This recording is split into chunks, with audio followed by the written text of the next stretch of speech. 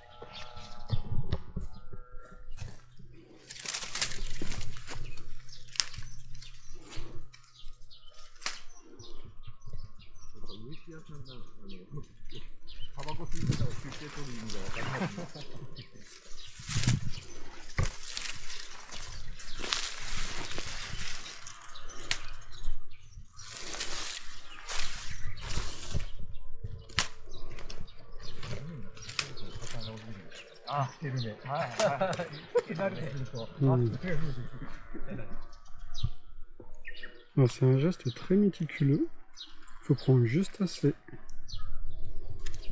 pour garantir le meilleur goût possible. S'il y a trop de tiges, l'équilibre ne sera pas assez bon. La note boisée sera dominante.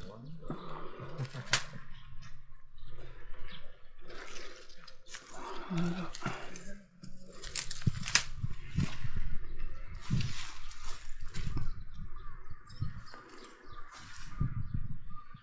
C'est beau paysage.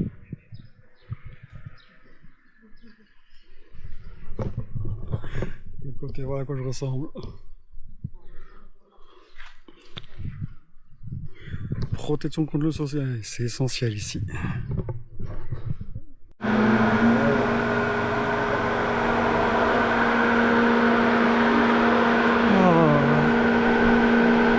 Voilà la récolte du jour.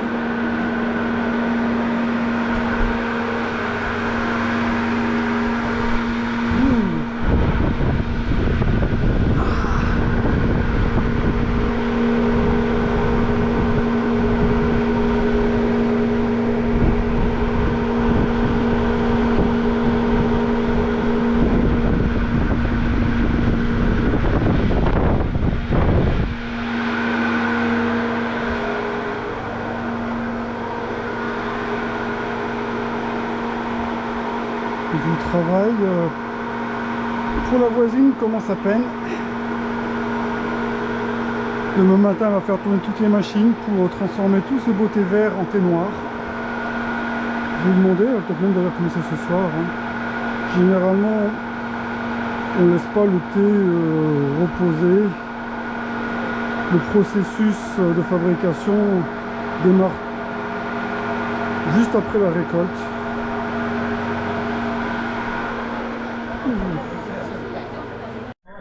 Ça y est, la récolte à la main est finie.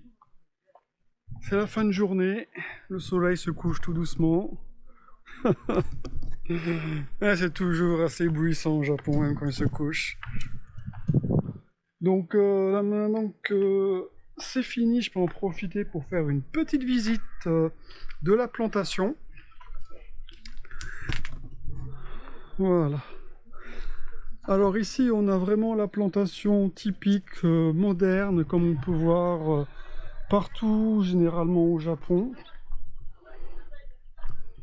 Alors pourquoi je dis que c'est moderne, c'est parce que cette forme là, arrondie, avec les plantés bien droits comme ça, c'est pour faciliter, déjà la forme ça vient de la coupe à la machine.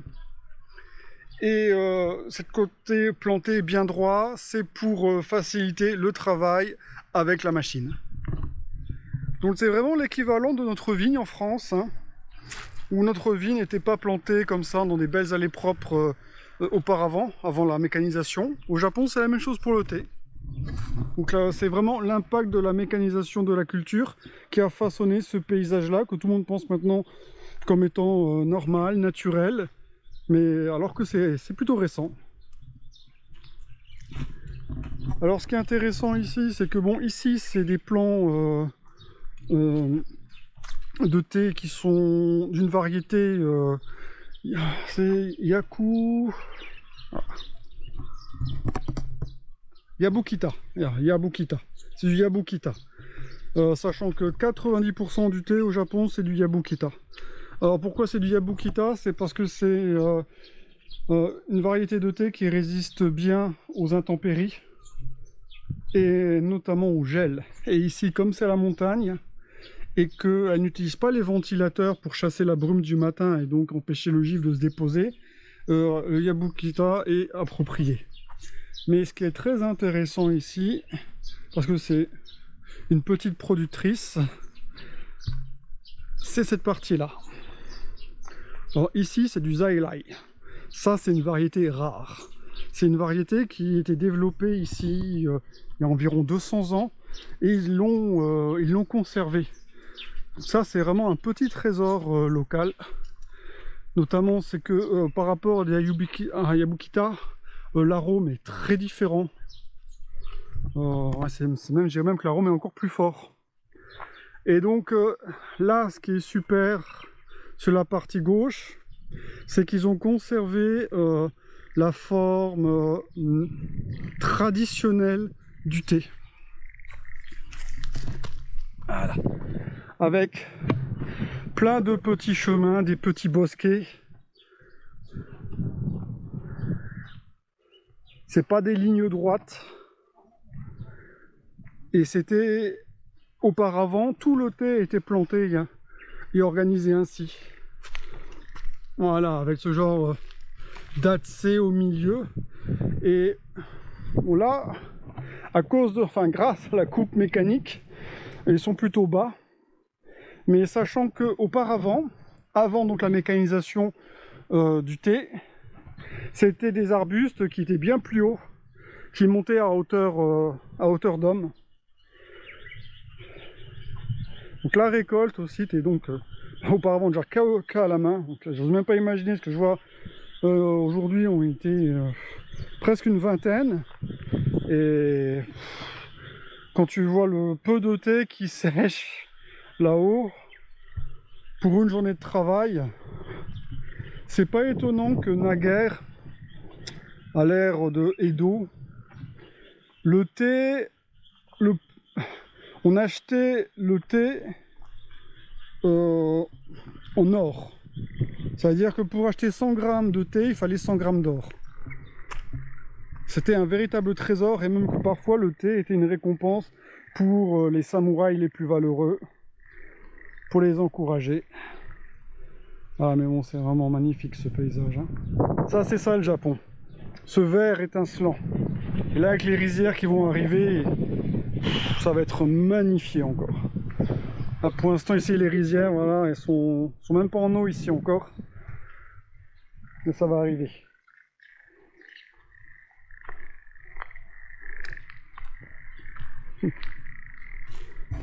Okasa ni misero.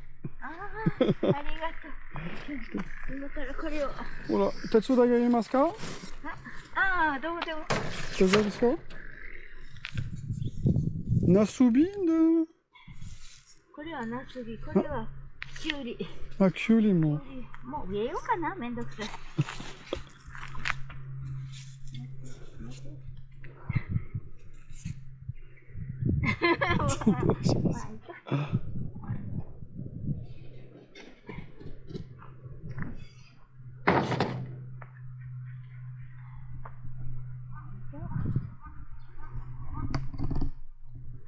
あ、寒いとかわいそう。ああ、寒くなりそうだから。現在ね、あったかいけど、もうちょいもうちょい。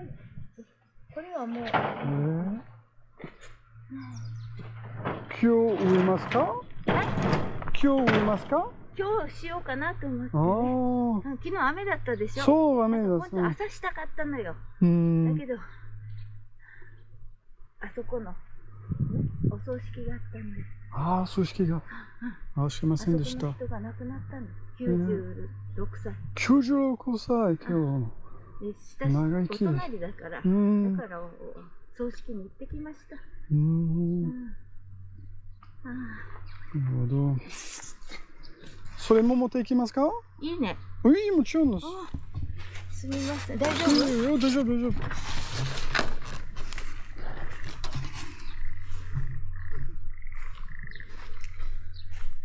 こには豆を植えました。豆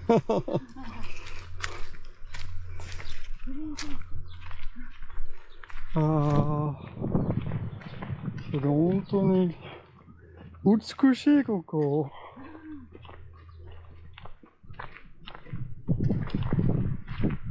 この木はとても人気でした、今日。あ、そうね。あ、これね。そうですね、この色ね。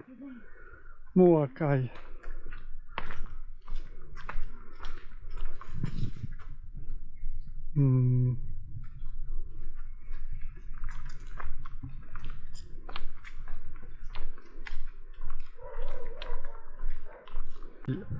Alors, une journée de travail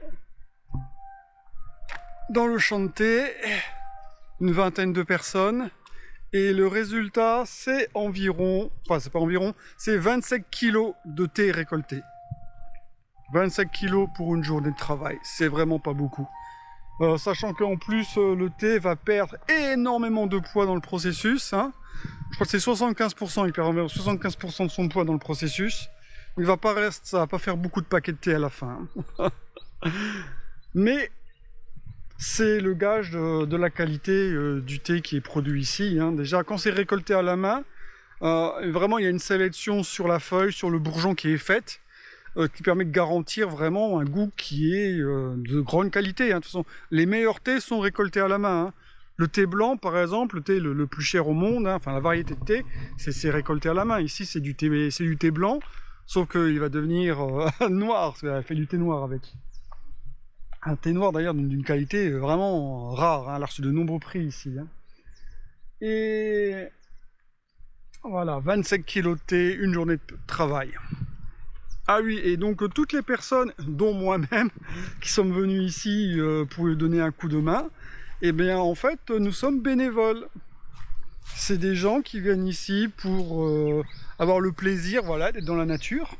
La plupart des gens qui sont venus aujourd'hui viennent de la ville, hein. Il n'y a pas grand monde qui vient de la campagne comme moi. Et donc voilà, c'est pour donner un coup de main. Et en échange, ils ont reçu un paquet de thé pour les remercier pour leur journée de travail. Bon, moi en plus, j'ai un petit bonus, hein, j'ai des légumes. Mais c'est sympa, c'est un petit peu ambiance vendange en fait, si je dois comparer quelque part avec la France. Voilà.